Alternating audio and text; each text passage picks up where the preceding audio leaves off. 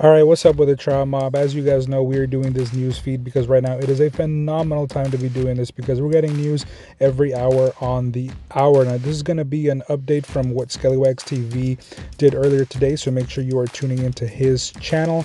Now, he wanted me to mention the fact that the pre-orders for all the Star Wars Vintage stuff will be coming out tomorrow, so let's go ahead and strap in and take a look and see if there's anything that you're going to want to make sure you pre-order, and I think there is. Alright, let's get it.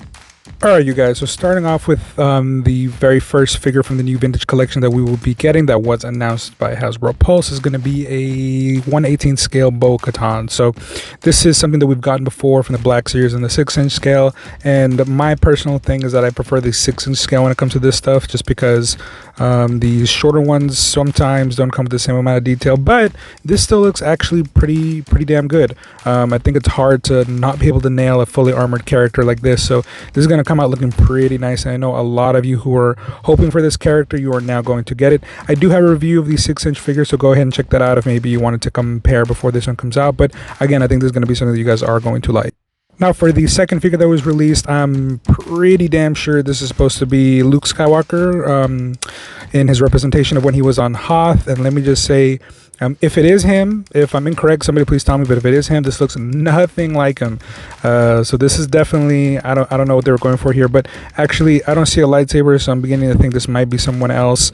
I didn't see a name, so if it's not Luke, if it is somebody else, please let me know who this is so I can correct myself. But again, this is something we have here. It's not a bad sculpt whatsoever, so if it's not Luke, if it is somebody else, this doesn't look bad by any means. It's a good looking fig, so nothing wrong there, but if it is Luke, it definitely doesn't look nothing like him. And of course, if they're going to be coming out with stuff from the Mandalorian, they got to get our man Quill here, rest in peace.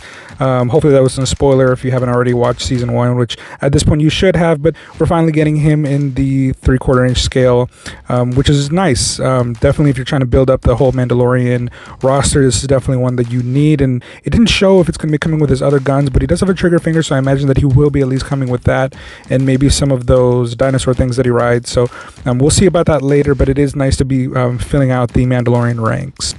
Now, surprisingly enough, we are also going to be getting Mithral, which was the guy that Din Djarin at the very beginning of The Mandalorian ended up capturing, and then we did see him, I believe, in season 2 again, so it's actually kind of funny that we're getting this guy. I didn't think he was all that important to be getting a figure, but at the same time, in order to be able to recreate certain scenes, you really do need him, so that's perfectly fine. This is a cool representation of the character, and I'll actually show you guys something else in a second on why it's important to even have this guy, but again, pretty cool look overall, and I can't say no to more Mandalorian stuff. Now, some other reveals that we'll be getting in the future is going to be Bib Fortuna and Lobot. I don't know who Lobot is, but Bib Fortuna, obviously we know who he is. I'm wondering if we're going to end up getting a fat Bib Fortuna so that we can go ahead and recreate the ending of the season 2 of The Mandalorian. That would be cool. And then we're also getting a diorama of the Navarro Cantina, which is, that's great. That has so many memories for me from Family Guy and of course Star Wars itself. So this is going to be pretty cool once we're able to get our hands on that. Now, also announced on the Hasbro Pulse, this is going to be more for their crowdfunding unit. Basically, we are getting the Razor Crest, which is badass. And again, this is going to be at 1/18 scale, and it looks pretty good. And I'm actually very happy that they chose that scale. I feel like it makes the most sense because this thing would probably be like $800 if it was, 1/12 scale. So this is definitely a good size, and it looks pretty badass. I don't quite recall it having those orange. I don't know, some of this just doesn't look exactly like what I remember seeing. I remember it being a lot more like the Mandalorian armor, but I also haven't watched the show in a while, and they blew up the Razor Crest like halfway through the season, so it's been a minute. But I'm definitely happy to see that they are, continuing this Mandalorian craze and bringing us out one of the beloved ships from the series.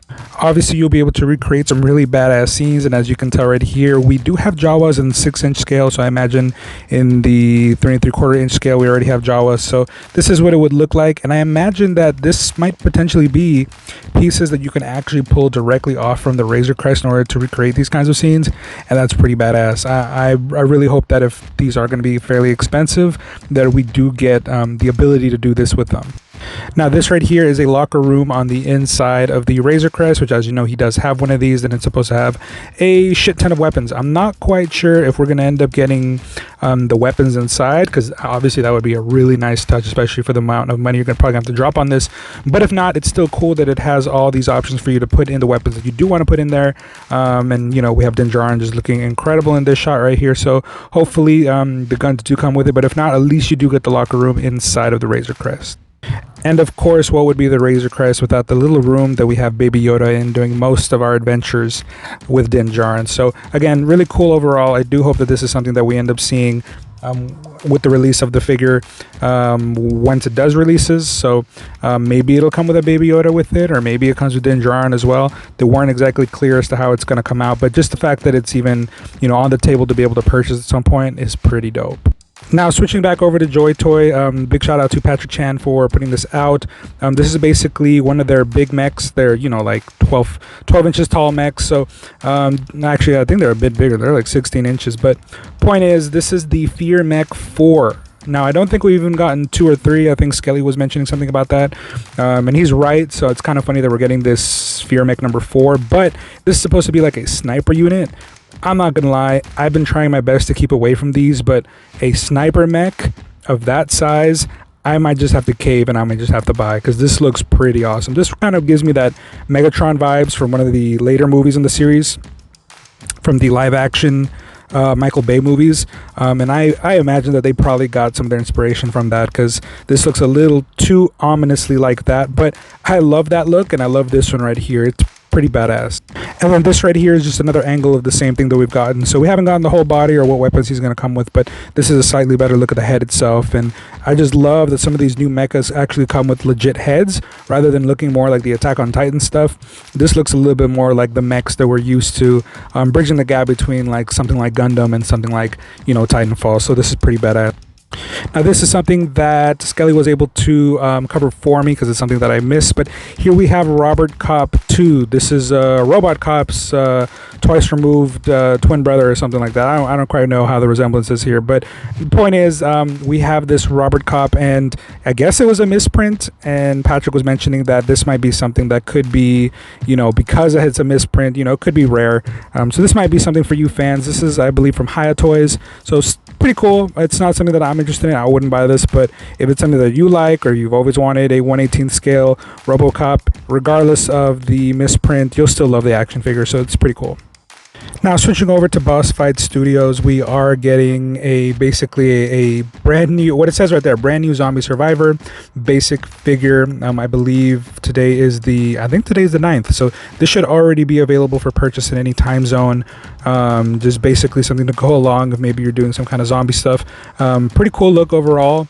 Definitely I wish she would come with some kind of gun, not just this machete, but she does look pretty badass. And if it is something that you want, like a regular human character, I'm sure this is going to go and look really good with any of the stuff you have, Joytoy, Acid Rain. So it would be a nice addition to that kind of collection.